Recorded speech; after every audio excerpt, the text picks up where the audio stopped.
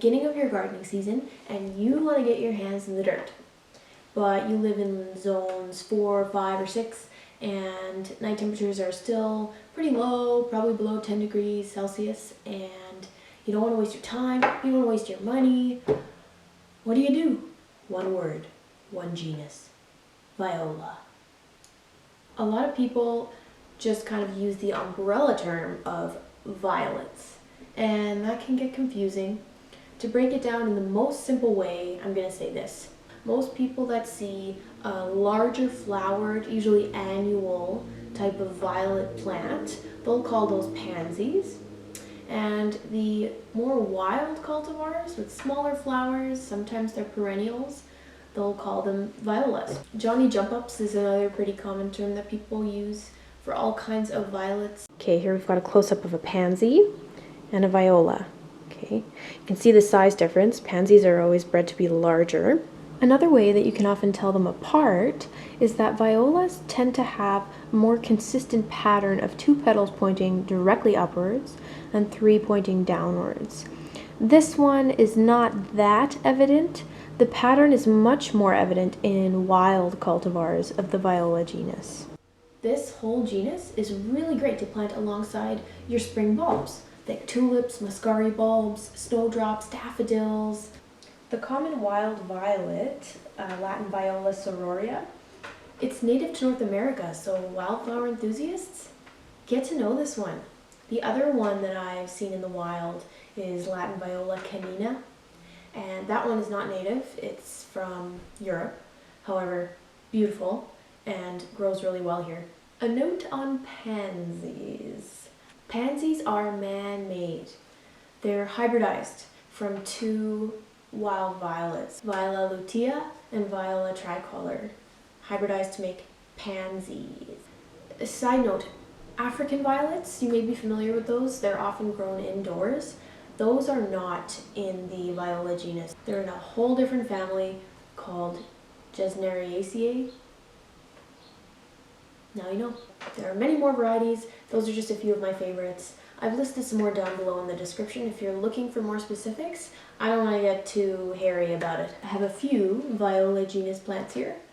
This is a Viola columbine, literally a viola, and this guy is a cool wave pansy, or Viola witrachiana.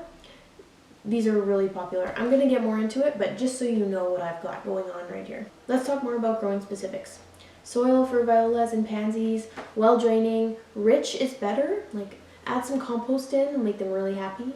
Pansies and violas, they don't need to be in full southern exposure all the time. I usually say to people partial shade, east or west facing is probably ideal if you ask me.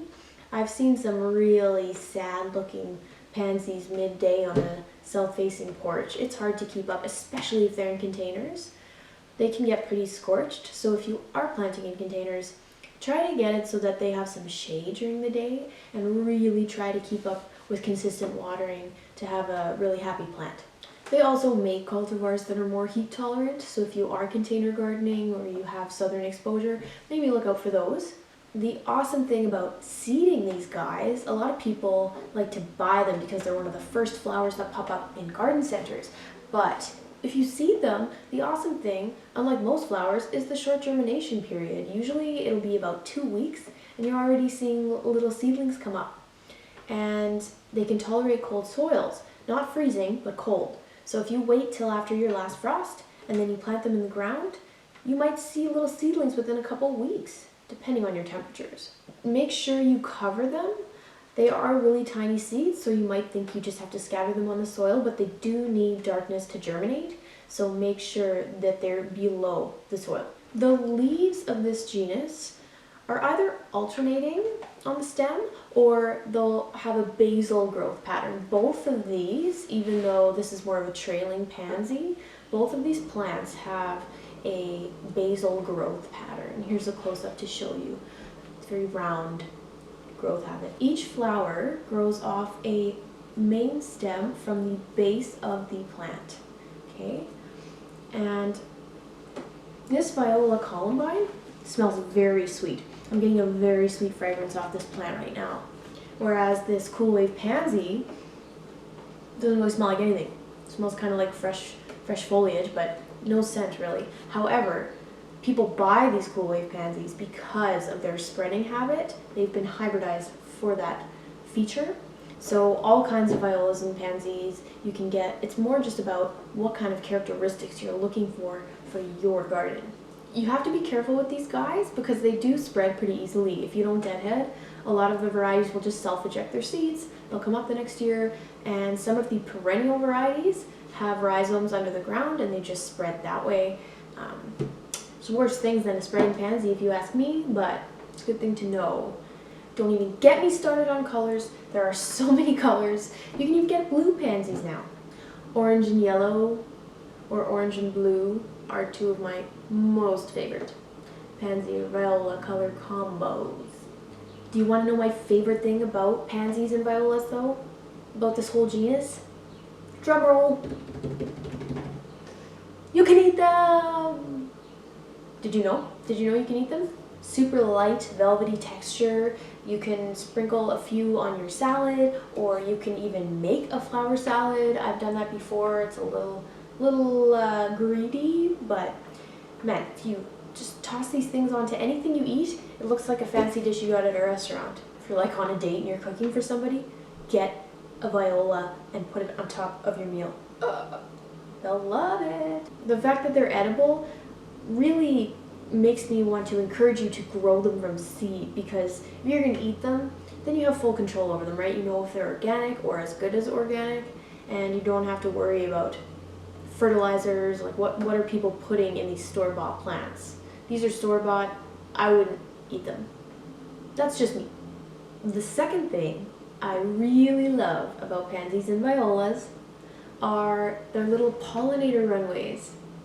Do you know what I'm talking about when I say that? This is really cool. A lot of people that I've talked to, and in general I think a lot of people think this is true, they go, did you know bees see only in UV? And that's not true. It's a little more complicated than that. Bees can't see the red end of the color spectrum as well as humans can. However, they can better see the blue side, and the UV area of the spectrum is on the blue side. So they can see UV, but they see other colors as well. It's just a different spectrum than ours. Humans need special equipment to see that end of the blue spectrum. Bees can just see it, and so if we see a blue flower, we see a blue flower. But a bee might look at that same flower and see patterns, textures, a totally different design. So wild. Thanks for watching. Subscribe to my channel if you want to watch more videos like this.